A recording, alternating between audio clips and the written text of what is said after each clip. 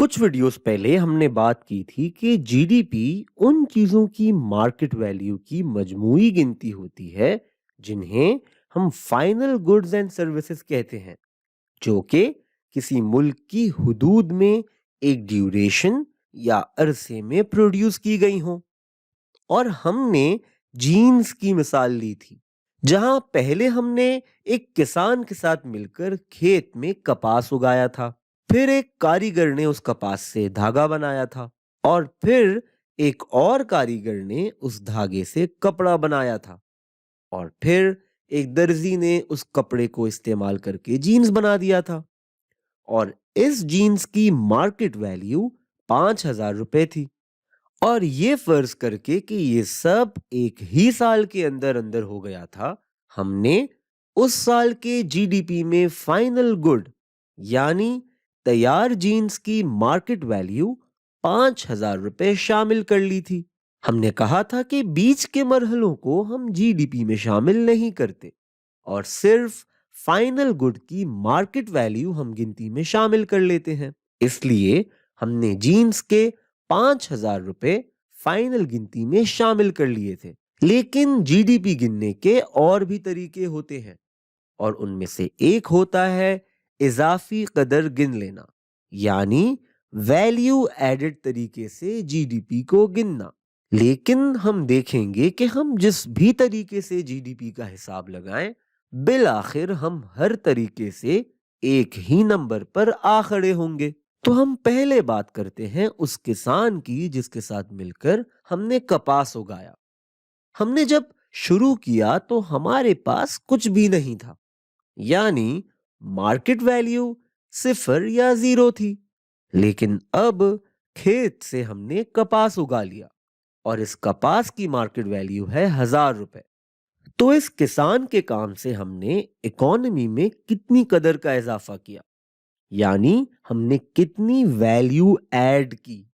1,000 रुपए, क्योंकि कपास की मार्केट वैल्यू 1,000 रुपए है।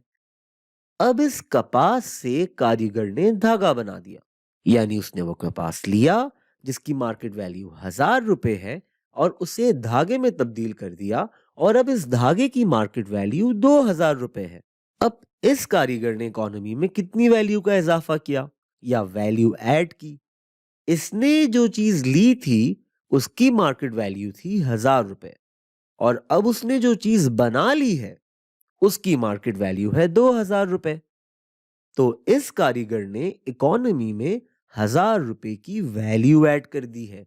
और अब ये धागा चला जाता है कपड़ा बनाने वाले के पास।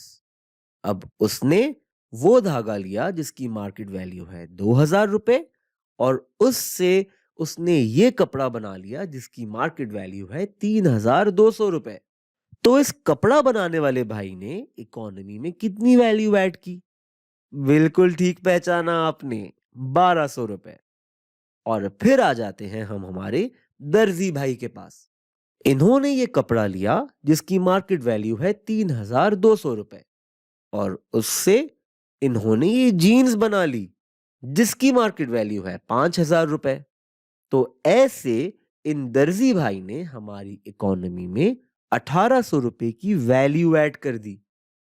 तो अब जीडीपी गिनने का वैल्यू एडेड तरीका हमें ये कहता है कि इन लोगों ने जो इनफरादी तौर पर हमारी इकोनॉमी में वैल्यू ऐड की है, हम उसे अलग अलग जमा कर लें, ना कि सीधा सीधा फाइनल गुड की वैल्यू गिन लें। तो अब हम देखते हैं कि इन लोगों ने हमारी इकोनॉमी में क्या वैल्यू ऐड की है। किसान भाई ने हमारी इकोनॉमी में 1,000 रुपए ऐड किए, और फिर धागा बनाने वाले भाई ने हमारी इकोनॉमी में मजीद 1,000 रुपए ऐड कर दिए। उसके बाद कपड़ा बनाने वाले भाई ने हमारी इकोनॉमी में अपनी महारत से 1,200 रुपए ऐड कर दिए, और दर्जी भाई ने तो कमाल ही कर दिया, इकोनॉमी में 1,800 रुपए की वैल्यू का इजाफा कर दिया। अब अगर हम इन सब को एक जगह जोड़ लें, ये मिलकर बन जाते हैं 5,000 रुपए। अरे वाह, ये तो वही नंबर आ गया जो कि हमारी जीन्स की यानी फाइनल गुड की मार्केट वैल्यू थी, यानी 5,000 रुपए। इस तरीके से जीडीपी गिनने का एक फायदा ये होता है कि असल दुनिया में सप्लाई का निजाम और चीजों की प्रोडक्शन का तरीका बहुत पेचीदा होता है। अक्सर तो चीजें पूरी की पूरी एक मुल्क के अंदर बनती ही नहीं है। अब हो सकता है कि हम कपास पाकिस्तान में उगाएं, लेकिन फिर वो धागा बनने के लिए चीन चली जाए, और फिर चीन में जब धागा तैयार हो जाए तो वो कपड़ा बनने के लिए बांग्लादेश चला जाए, और बांग्लादेश से कपड़ा बनकर वापस पाकिस्तान चला आए, और फिर उस कपड़े से पाकिस्तान में जीन्स बना दी जाए। इस तरह के हालात में ये तरीका बहुत फायदेमंद हो जाता है कि मुल्क की जीडीपी की गिनती में हर मरहले में हर चीज में होने वाले वैल्यू के इजाफे को ही शामिल किया जा रहा हो। लेकिन इस सारी बात का खुलासा ये है कि हम जीडीपी की गिनती चाहे जिस भी तरीके से करें, आखिर में हम फाइनल गुड की मार्केट वैल्यू पर ही पहुंचेंगे।